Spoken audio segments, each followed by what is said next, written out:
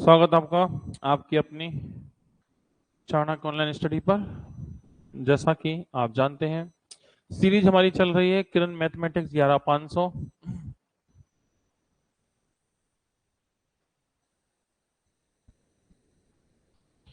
यानी कि इसमें मिलते हैं आपको एसएससी के प्रीवियस ईयर क्वेश्चंस 2011 से लेकर के 2022 तक के मैथमेटिक्स के जो क्वेश्चंस हैं, एसएससी के जो पेपर्स हैं, वो सभी क्वेश्चंस आपको यहाँ मिलते हैं देखने को।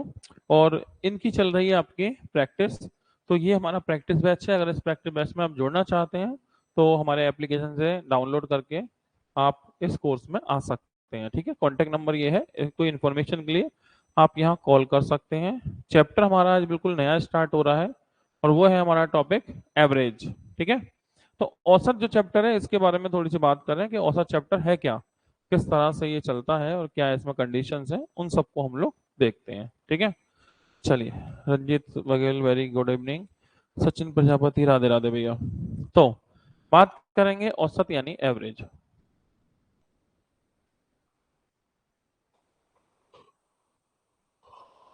पहला इसमें फॉर्मूला है औसत बराबर कुल पदों का योग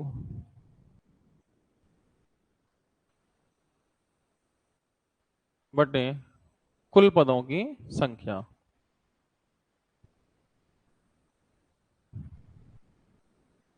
तो एक तो ये फॉर्मूला है, average equal some of all terms divide by number of all terms. ठीक है, तो कुल पदों का योग बटे कुल पदों की संख्या। तो एक तो आपका ये फॉर्मूला है। ठीक है, इसकी बात करते हैं। Mohit Kumar, very good evening. तो ये फॉर्मूला आपको किसी भी संख्याओं का औसत बता सकता है। उदाहरण के लिए आपने संख्या ली 20, 24 और 30। ये कोई आपके पास तीन संख्या है। ठीक है, तो एक को ले लो 32, कितनी हो गई? 4। अब मुझे निकालना है इनका औसत। फॉर्मूला आपके पास है, लगा दो इसे। तो औसत बराबर एवरेज इक्वल कुल पदों का योग 20 प्लस 24 प्लस 30 प्लस 32 और डिवाइड किससे करोगे? कितने पद ही हैं? 1 2 3 4, 4 से भाग लगाओ, जोड़ो इन्हें। 4 और 2 6, 3 और 3 6, 6 6 और 4 10, 106। 4 से भाग लगाओ। ठीक है, तो 4 दूनी 8, 4 6 24, 4 पंजे 20, कितना हो गया? 26.5। तो एक ये तरीका होगा औसत निकालने का कि इस फॉर्मूले का प्रयोग करें औसत निकालना। पहला पॉइंट। तो बस इसे याद रखिएगा, जरूरत पड़ी अगर तो कहीं लगा देंगे, नहीं पड़ी तो कोई बात ही नहीं है। ठीक है, तो एक तो हो गया ये फार्मूला, इस फार्मूले से औसत निकाला जा सकता है। ठीक, दूसरा तरीका कि औसत निकालने का और क्या तरीका। तो एक तरीका औसत का होगा डेविएशन। तो ये नंबर देख लो 20 24 30 32, इन्हीं को ले लेते हैं। तो 20 24 30 32, 20 24 30 32। ठीक है, तो इन संख्या को औसत निकालना है तो एक तरीका और कर सकते हैं कि डेविएशन का प्रयोग करें। जैसे जैसे इसमें सबसे छोटी संख्या कौन है? 20। और सबसे बड़ी कौन है? 32। तो ये बात तो पक्की है, इनका औसत 20 और 32 के बीच में ही आएगा, क्योंकि औसत जो होता है, सबसे छोटी संख्या कौन है? 20। सबसे बड़ी कौन है? 32। तो औसत जो होगा 20 और 32 के बीच में होगा। ठीक है, अब कितना होगा, या तो इसको आप अनुमान अनुमान लगा लो मन से। तो 20 और 32 के बीच में कुछ भी मान लो। मानो मैंने अपने मन से माना 25, अपने मन से मान लिया 25, लेकिन जरूरी तो नहीं है कि हर संख्या 25 हो। तो डिफरेंस करिए। तो अब 20 में से 25 घटाओ, 20 माइनस 25 कितना? -5। 24 में से 25 घटाओ, 24 माइनस 25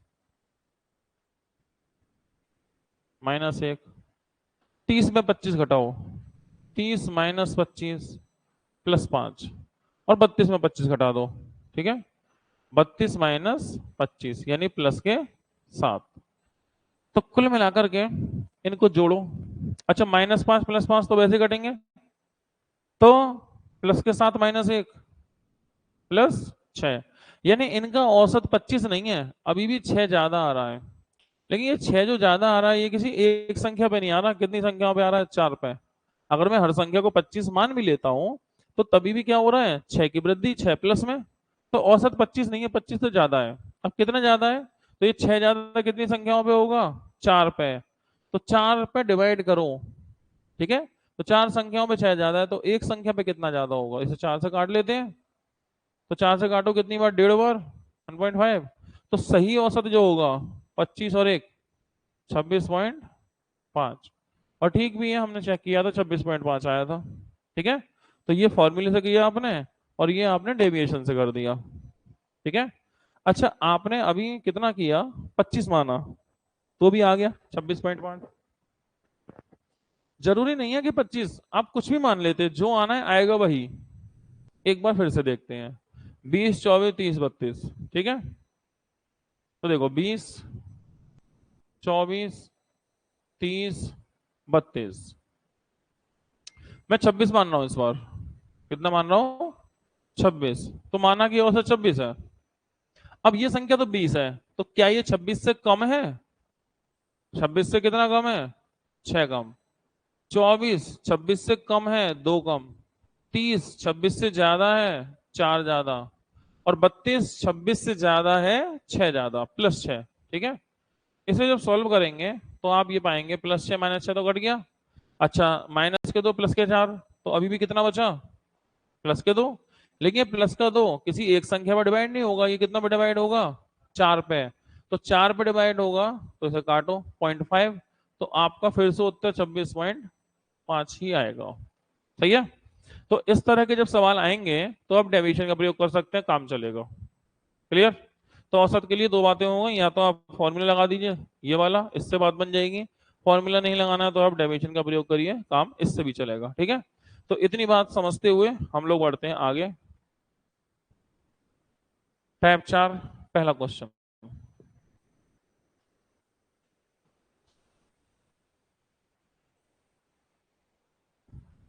क्वेश्चन ये है, तीन संख्या एबीसी का औसत कितना है? 45 किलोग्राम। एबीसी का औसत है 45। ए और बी का औसत 40, बी और सी का 43। तो पूछा है बी का औसत, बी का वजन कितना होगा किलोग्राम में? तो देखो, तीन संख्या ए बी सी, इन तीनों का जो औसत है, तीनों का, वो है 45। इन दोनों का जो औसत है वो है 40। इन दोनों का जो औसत है वो है 43। बी की बात चल रही है, बी क्या होगा? एक तरीका, इन तीनों का औसत कितना है? 45। मतलब हर संख्या 45 45 के बराबर है, तभी तो 45 है। अब इन तीनों का 45 है, लेकिन इन दोनों का 40 है। तो अगर तीनों का औसत 45 है तो 45 फिक्स होना चाहिए। लेकिन आप इन दोनों को देखें तो 40 ही आया। तो 45 से 40 कितना कम है? 5 कम। लेकिन एक संख्या पे 5 कम, संख्या है तो ये दो है, तो दो संख्याओं पे 10 की कमी, सही है। 45 से 43 कितना कम है? 2। एक संख्या पे 2 कम, संख्या है तो दो है, दो संख्याओं पे 4 कम। कुल मिला के -14, ठीक है। अब ये जो -14 है ना, ये बी की वजह से आ रहा है, क्योंकि बी 2 बार काउंट हुआ है इसमें। बी कितनी बार काउंट हुआ है? 2 बार। तो बी की वैल्यू, यानी कि बी का जो डेविएशन है वो 14 है, यानी बी की जो वैल्यू है, बी की एक्चुअल वैल्यू है, वो औसत से 14 कम होगा। बी की एक्चुअल वैल्यू जो होगी वो औसत कितना है? 45। 45 से 14 कम, यानी कि 31 होने वाली है बी की वैल्यू, ठीक है। तो बी की जो वैल्यू है वो कितनी होगी? 31, क्योंकि इसमें बी का डेविएशन 2 बार काउंट हुआ होगा, इसलिए जो बचा है वो बी का डेविएशन बचा है। या तो ये काम ऐसे आप कर सकते हैं, अन्यथा समीकरण बना दो। अन्यथा समीकरण बना के कर सकते हैं, तो समीकरण बना के मैं समझा देता हूं आपको कि अगर समीकरण बनाते तो कैसे बनाते हैं।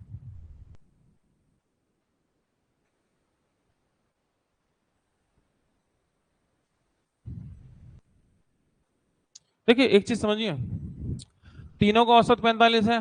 अगर 45 पे कैलकुलेट करेंगे तो डेविएशन 0 आनी चाहिए, एक बार ध्यान रखिएगा। अगर हम एवरेज पे कैलकुलेट करते हो डेविएशन का जीरो होना जरूरी होता है। जैसे इन तीनों का औसत कितना आया है? 26.5।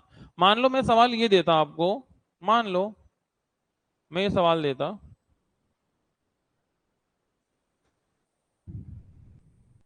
संख्याएं कितनी है? एक है 20, एक है 24, एक है 30 और एक है 32। इन सभी का औसत कितना है? 26.5। तो जब आपसे पूछा जाएगा कि इनका औसत कितना होगा, उस समय अपने मन से कुछ भी माना जा सकता था। हमने 25 भी माना था और आंसर आ गया था, 26 भी माना और आंसर आ गया, ठीक है। लेकिन जिस समय औसत दे दिया जाए उस समय अपने मन से कुछ भी नहीं मानेंगे आप। उस समय तो 26.5 दिया है, 26.5 ही मानेंगे, ठीक है। अब मान लो मैं एक संख्या गायब कर दूं इसमें से कोई सी, 30 को गायब कर दिया और मैंने एक्स रख दिया, मैं पूछूंगा एक्स की वैल्यू बताओ। अगर मान लो, तो एक तरीका तो यह है इन चारों को जोड़ें, 4 से भाग लेंगे बराबर ये रख दें, एक तरीका तो यही होगा। या जब औसत 26.5 दिया है तो अब कुछ भी नहीं मानेंगे, 26.5 औसत है, 26.5 ही मानेंगे, ठीक है। माना कि 26.5 है। अब 26.5 अगर है तो ये तो 20 है, कितना कम? 6.5 कम। ये 24 है, कितना कम? 2.5 कम। ये 32 है, कितना ज्यादा? 5.5 ज्यादा। ज्यादा ही तो होगा, 32 26 5.5। लेकिन एक्स की डेविएशन नहीं पता, तो एक्स की डेविएशन तो हम डी मानते हैं, डिफरेंस को हम डी मान लेते हैं। अब ये ध्यान रखना, जब औसत दिया हो तो डेविएशन का जीरो होना जरूरी है। डेविएशन अगर जीरो नहीं हुई तो औसत 26.5 कहाँ होगा? अगर डेविएशन प्लस में आ गई तो औसत 26.5 से ज्यादा नहीं हो जाएगा? अगर माइनस में आ गई औसत 26.5 से कम हो जाएगा। लेकिन हमें निश्चित रूप से 26.5 ही रखना है, न ज्यादा न कम। अब डेविएशन का जीरो होना जरूरी है, तो यहां से इस एक्स की डेविएशन निकाल लेते हैं। तो देखो 6.5 और 2.5, 6.5 और 2.5 9 हो गए, 5.5 में से 9 गए तो डी माइनस 9 में 5.5 गए, 3.5 बराबर जीरो, तो डी बराबर 3.5 प्लस में, यानी इस एक्स की जो डेविएशन है वो 3.5 है, सही है। तो अगर आप एक्स की वैल्यू निकालना चाहते हैं तो औसत 26.5 में क्या जोड़ना है? 3.5 जोड़ना है, प्लस 3.5, प्लस 3.5 कितना होगा? 30। और सही भी है, हमने 30 की जगह ही तो एक्स लगाया था। तो अगर इनका औसत दिया है और हम डेविएशन निकालेंगे तो डेविएशन जीरो होगी, सही है। अब इस सवाल में आओ, तो ये हम क्या कर रहे थे? डेविएशन निकाल रहे थे। अब लेकिन एबीसी का औसत 45 है तो एबीसी की डेविएशन जीरो होगी। अगर एबीसी का औसत 45 है तो 45 के औसत पे एबीसी की डेविएशन क्या होगी? जीरो। लेकिन इसमें जीरो नहीं आ रही, इसमें आ रही है -14। रीजन, बी इसमें 2 बार काउंट हुआ है।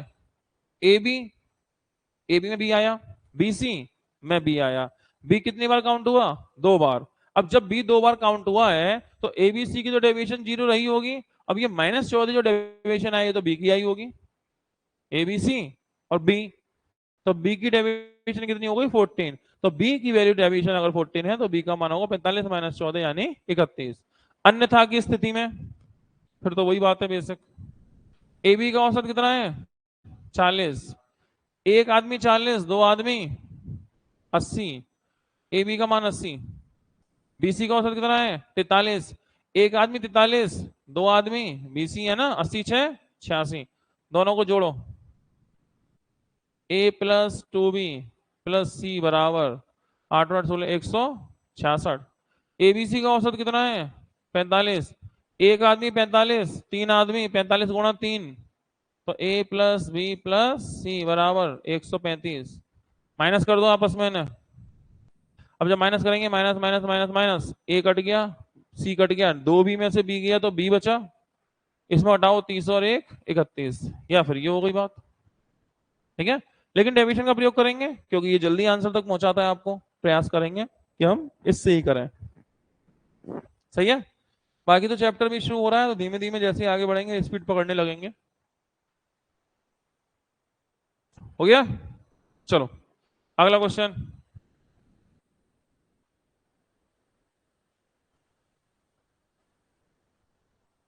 देखो 3 क्लास हैं, कौन है? विज्ञान की। नाम क्या है? एबीसी, ठीक है। तो 3 क्लास हैं, एक है ए, एक है बी, एक है सी। ठीक है। परीक्षा देती है। ए के औसत अंक कितने हैं? 83।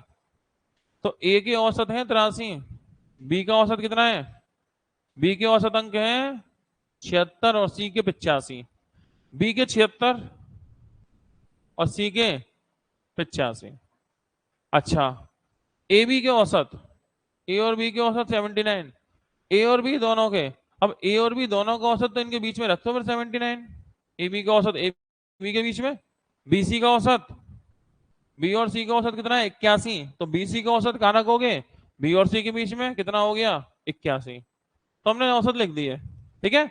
लेकिन औसत में एक चीज और है, औसत के चैप्टर में एक मिश्रण, एलिगेशन, मिश्रण यानी एलिगेशन की आवश्यकता बहुत पड़ेगी। इसे भी समझो क्या है ये। तो ये एलिगेशन मिश्रण है ना, जो आपको ये कहां तक पहुंचाएगा, ये एलिगेशन मिश्रण आपको अनुपात तक पहुंचा देता है। जैसे मानो एक चीज है 20 रुपए किलोग्राम की, एक चीज है 30 रुपए किलोग्राम की।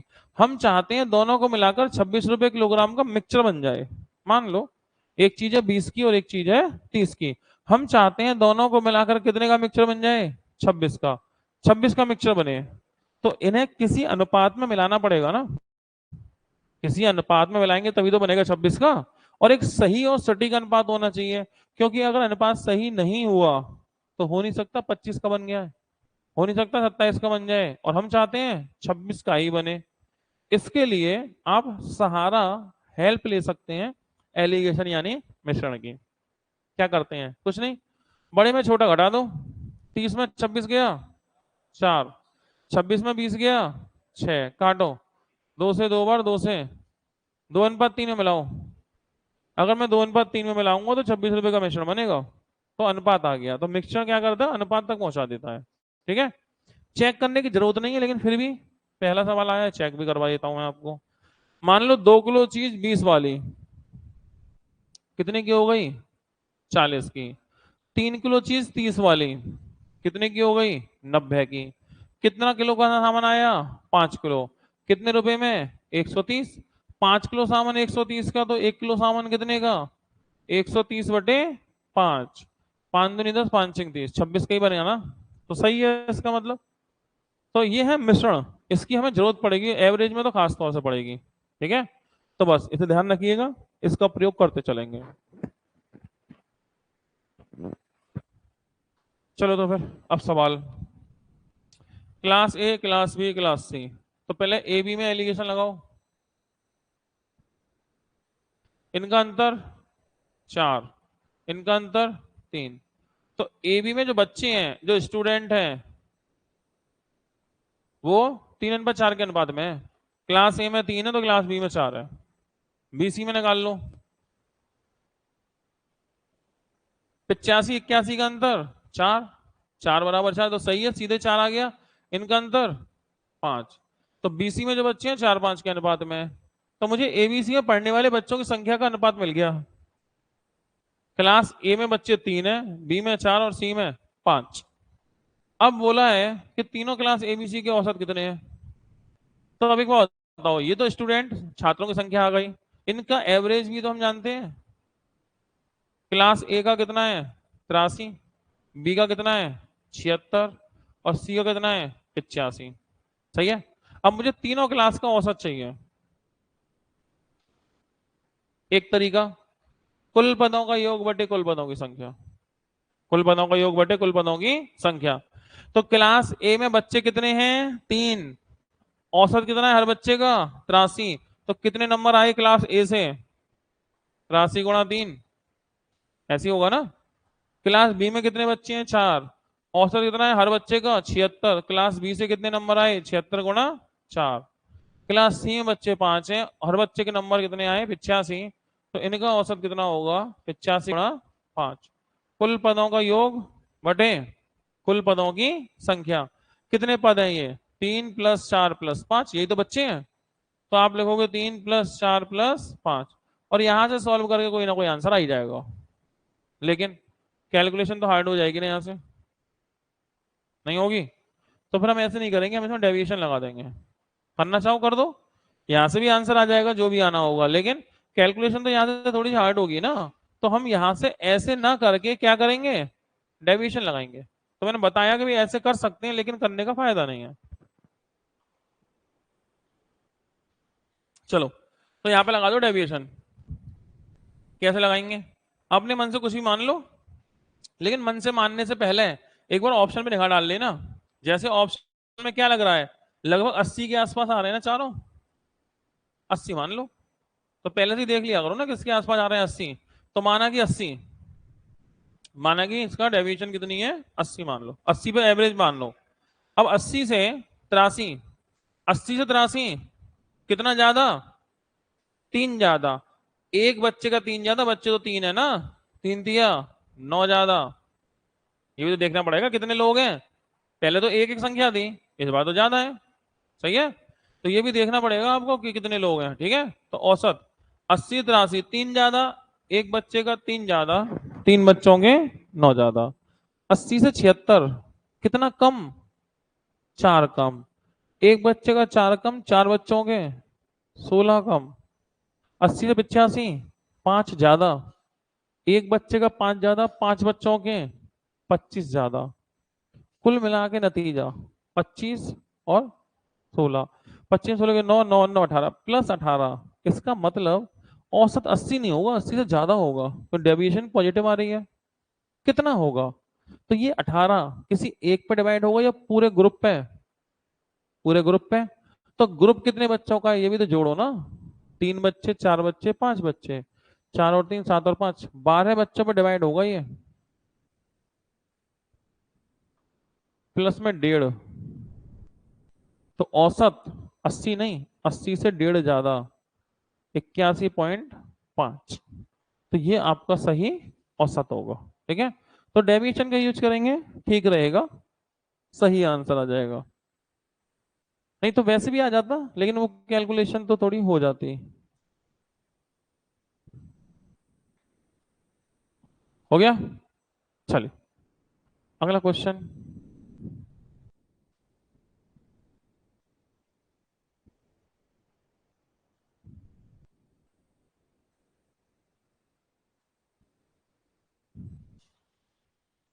50 बच्चों की क्लास है, इनके औसत अंक 72 है, उनमें लड़के लड़कियों का अनुपात औसत अंक 70 और 75 है। तो क्लास में लड़कों की संख्या बताओ। तो देखो, लड़के बॉयज गर्ल्स, लड़कों के औसत कितने हैं, लड़कों के 70, लड़कियों के 75। ठीक है, लड़कों के 70, लड़कियों के 75, और पूरी क्लास के 72 औसत। तो क्या एलिगेशन लग जाएगा, लगेगा। इनका अंतर 3, इनका अंतर 2, यानी क्लास में लड़के लड़कियों का अनुपात 3-2 है। अगर 3 लड़के हैं तो 2 लड़कियां हैं, 3 और 2 5, और बच्चे कितने हैं 50। 5 यूनिट बराबर 50 बच्चे। ठीक है, 5 बराबर 50, तो 1 बराबर 10, 3 बराबर 30 लड़के, और 2 बराबर 20 लड़कियां। पूछा है लड़के बताओ, तो लड़के कितने हैं 30, तो आंसर कौन होगा 30। एलिगेशन का प्रयोग किया हमने।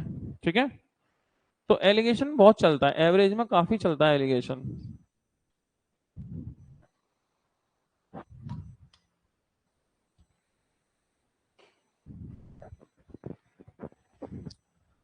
अगला क्वेश्चन।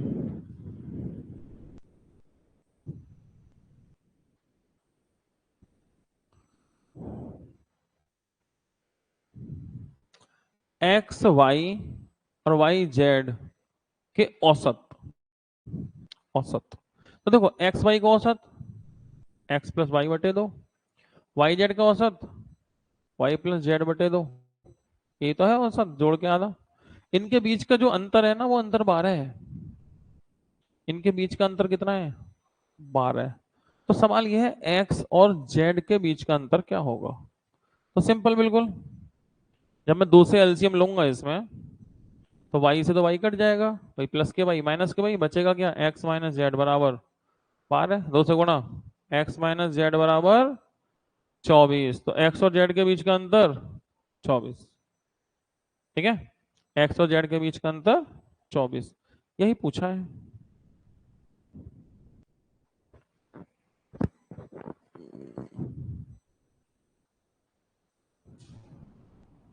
हो गया, आगे।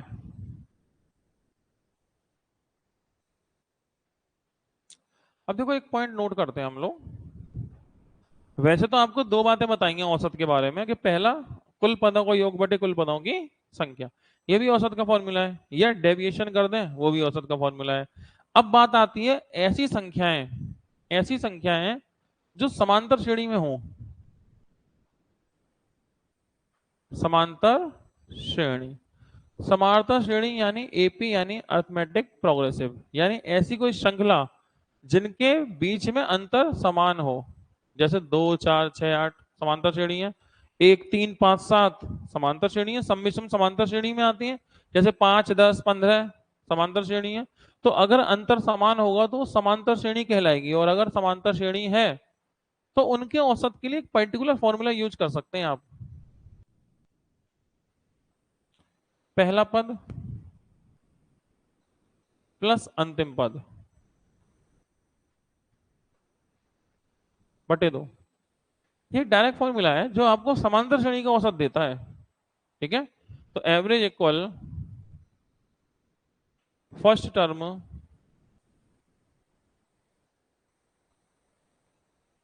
Plus last term by 2।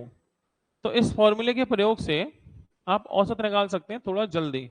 बस ये सुनिश्चित कर लीजिएगा कि जिन संख्याओं के औसत की हम बात कर रहे हैं वो समांतर श्रेणी में होने चाहिए, मतलब कि उनके प्रत्येक पद में अंतर समान होना चाहिए।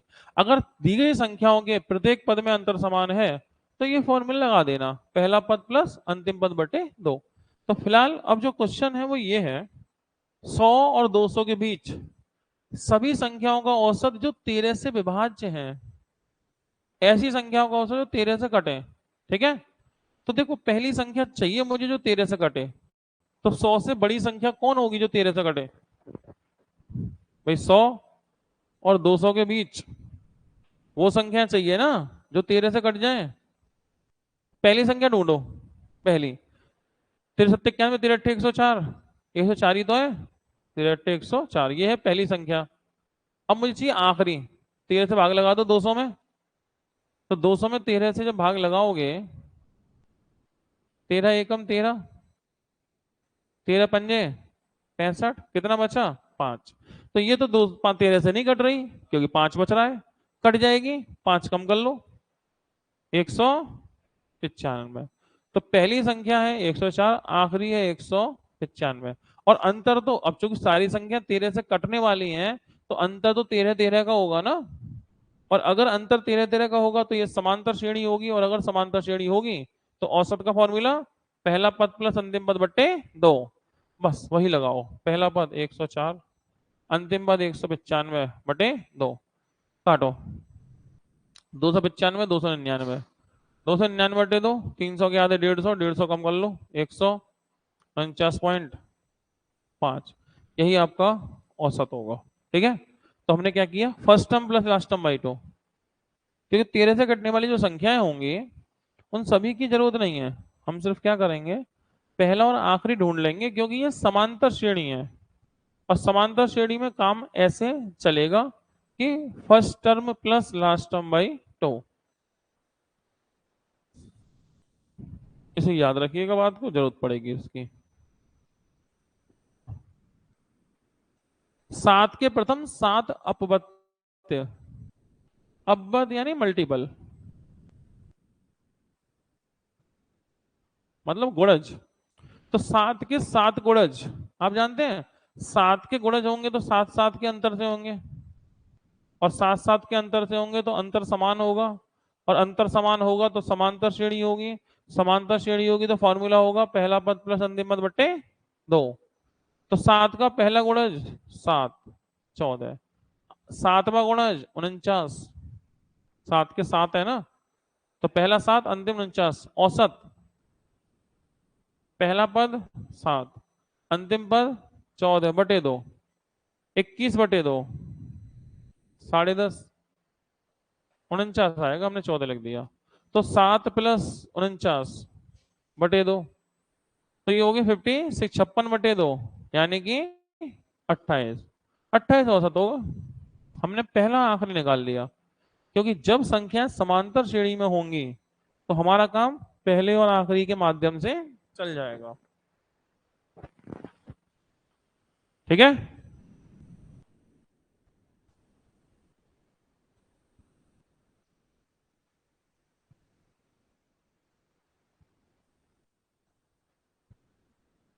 पचास बच्चों का औसत है ना, वो 48.6 है। 50 बच्चों का औसत 48.6। अगर 20 लड़कों का औसत, 20 लड़कों का औसत 54 है। अच्छा, ये 50 स्टूडेंट है,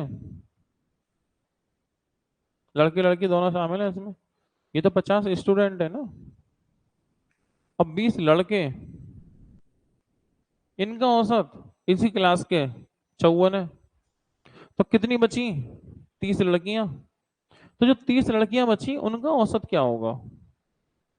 ठीक है, ये तो सवाल है। तो एक तरीका बेसिक कर लो। देखो, 50 बच्चों का औसत इतना है, तो हर बच्चे के नंबर इतने हैं, हर बच्चे का वजन इतना है, तो 50 का कितना है भाई? 50 से गुणा कर दो। ठीक है, तो 0 से तो पॉइंट कटेगा, और 5 से गुणा और कर लो। पंचिंग 30 का 0 हासिल में 3, 5 अट्ठे 40 और 3 43 का 3 हासिल में 4, 5 चौक 20 और 4 2400।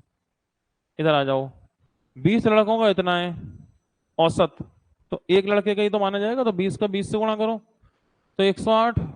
0 का 0 घटाओ इन्हें, तो 0। 13 में से 8 गए, 5 बचे, 3 बचे, 13 50। और बच्चे बचे जो, जब 50 बच्चों में 20 लड़के गए, 30 लड़कियां ही बची होंगी, तो 30 लड़कियों का योग कितना है औसत? 30 से भाग लगाना पड़ेगा इसमें। 30 से भाग लगाओ, 0 0 3 से काटो, 3 चौक 12, 3 पंजे 15, कितना होगा? 45 होना चाहिए।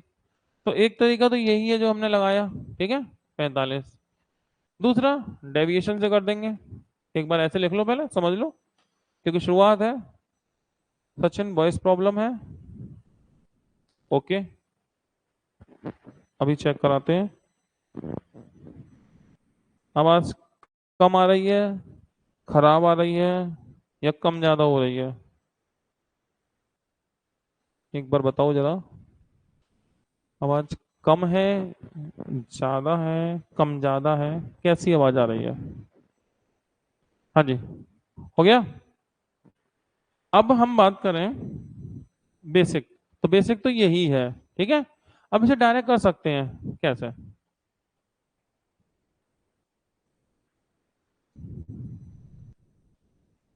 ये बताओ, 50 बच्चों का औसत इतना है, तो पूरी क्लास का औसत इतना ही तो होना चाहिए। पूरी क्लास का औसत कितना होगा? इतना। लेकिन लड़कों का 54 है वजन, तो ज्यादा है ना लड़कों का। लड़कों का क्या है? ज्यादा। कितना ज्यादा? 48.6 और 54 घटा दो इन्हें आपस में, 5.4। कितना ज्यादा है? 5.4। तो लड़कों का क्लास से ज्यादा है 5.4। अच्छा, एक बच्चे का 5.4, तो बच्चे कितने हैं? 20। तो 20 बच्चों का ज्यादा गुणा 20, भाई 54 है, होना चाहिए 48.6, और है 54 लड़कों का। अब लड़कों का जो ज्यादा है, कितना ज्यादा है, इसमें से इसे घटा दो, तो 4 और एक 5.4, 5.4 ज्यादा है। लेकिन एक पे लड़के कितने हैं? 20। 20 पे इतना ज्यादा होगा। लेकिन एक बात बताओ, ये जो ज्यादा होगा 20 पे इतना,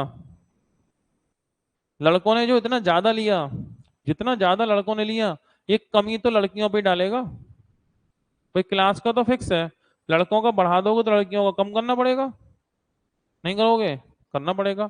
तो ये जो औसत बढ़ा, लड़के ज्यादा ले गए, ये लड़कियों पे फर्क डालेगा। लड़की कितनी है? 30, तो 30 लड़कियों में फर्क डालेगा ये।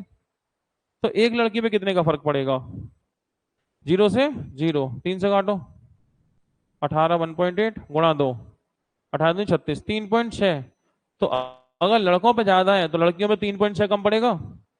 और 48.6 3.6 कम पड़ेगा, तो 48.6 औसत है पूरी क्लास का, 3.6 लड़कियों पे कम पड़ेगा, तो लड़कियों का 45 बचेगा। ऐसे भी कर सकते थे। ठीक है, अच्छा अब कोई प्रॉब्लम नहीं है, ओके।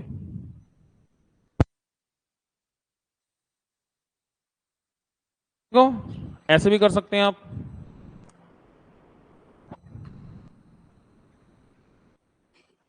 हटाएं, एक और आइडिया है मेरे दिमाग में। क्या? देखो इधर लिखो बॉय, इधर लिखो गर्ल्स। लड़कों का कितना है? 54। लड़कियों के पते नहीं। पूरी क्लास का कितना है? 48.6। लड़के कितने हैं? 20। टोटल बच्चे कितने हैं? 50। तो लड़कियां कितनी होंगी? 30। होंगी नहीं होंगी? अब एक काम करो, जीरो से जीरो तो वैसे ही कट जाएगा, तो लड़के लड़कियों का अनुपात 2:3। इसका डिफरेंस करो, इसका डिफरेंस करो, कितना डिफरेंस आया इनका? 5.4। और 3 बराबर 5.4, तो 2 बराबर, अरे 3 से 18 3 54, 18 दूनी 36, 3.6। इसका मतलब इनका अंतर इतना, तो इन दोनों का अंतर इतना होगा। लेकिन ये जो सेंटर वैल्यू होती है वो एक से बड़ी एक से छोटी होती है, तो जो 48 है ना वो 54 से कम है, तो इस वाले से ज्यादा होगा। तो 48.6 में 3.6 जोड़ना नहीं है, 48.6 में 3.6 घटाना है, तो कितना होगा? 45। ठीक है, तो ऐसे भी बात बन सकती है, रिवर्स एलिगेशन लगा सकते हैं, ये भी बुरा नहीं है। ठीक है, देख लेना जैसा भी हो गया। अगला सवाल,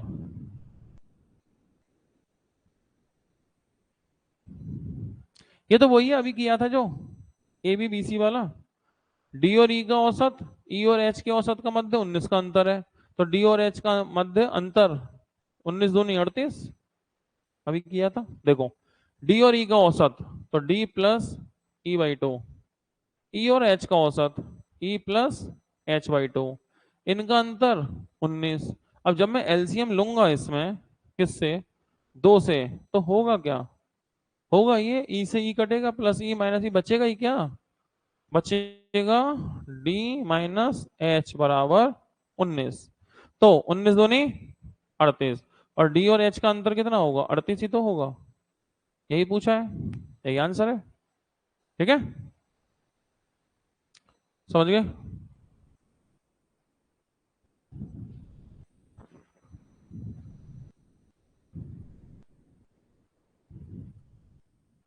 देखिए ये सवाल, ऐसे कई सारे सवाल हैं इसमें। पहला, ये आपके हाथ में आया है, बहुत ध्यान से समझते हैं इस सवाल को। ठीक है, एक सवाल डिटेल में करते हैं, फिर इसके बाद की जल्दी कर देंगे, कोई दिक्कत नहीं है। ठीक, तो एक सवाल मैं आपको पूरा डिटेल में समझाता हूँ तरीके से, फिर इसे डायरेक्ट भी कर देंगे। ठीक, देखो कैसे। 8 संख्याओं का औसत 40 है, तो संख्याएं कितनी है? 8। तो एक काम करते हैं, n1, n2, n3, n4, n5, 6, 7, हो गई 8 संख्याएं। इन सभी 8 संख्याओं का औसत कितना है? 40। तो इन सभी का औसत 40 है।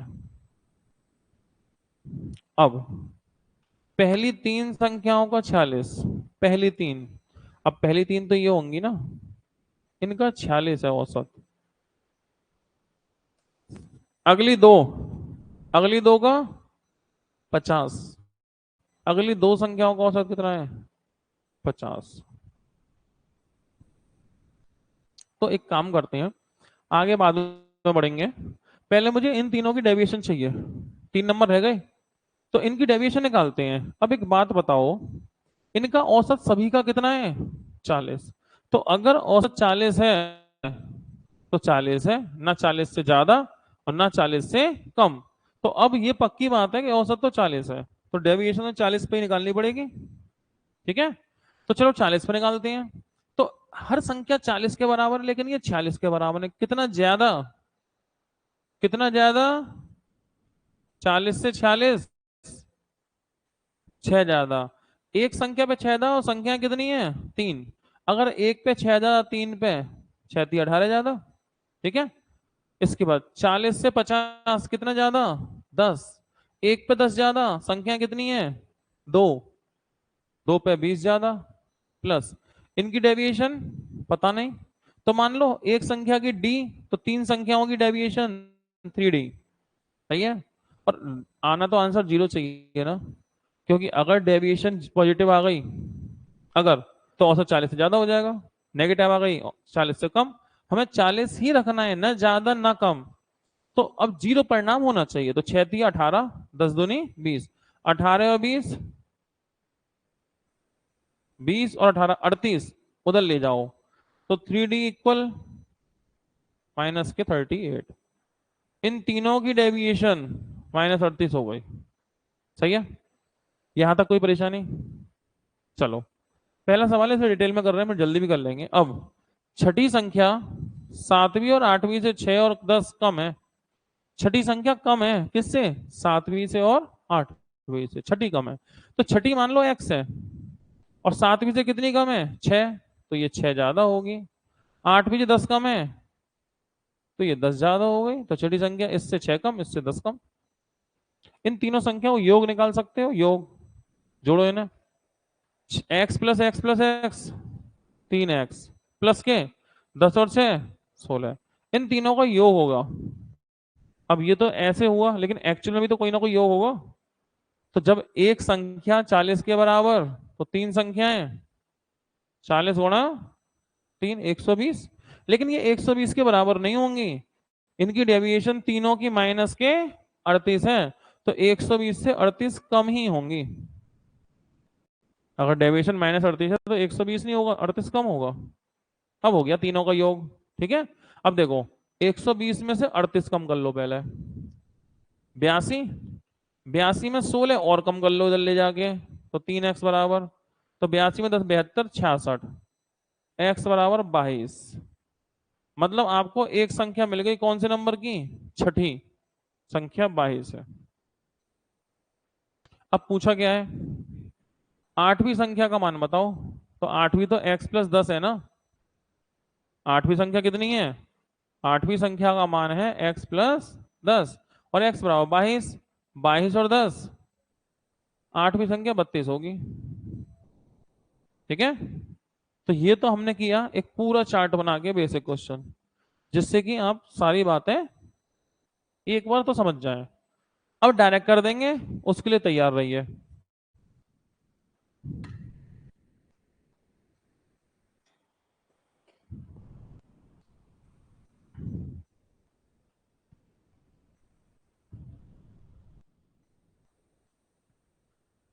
हो गया।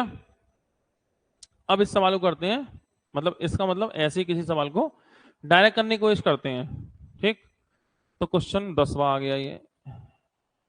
अच्छा ये तो अलग है, कोई नहीं, फिर से आएंगे क्वेश्चन। तो देखो, एक ग्रुप है, कितने बच्चों का, 50 54 56 और 44। तो स्टूडेंट दिए हैं आपको, कितने दिए हैं, पहले में 50 है, दूसरे में 56 है, तीसरे में 44 है।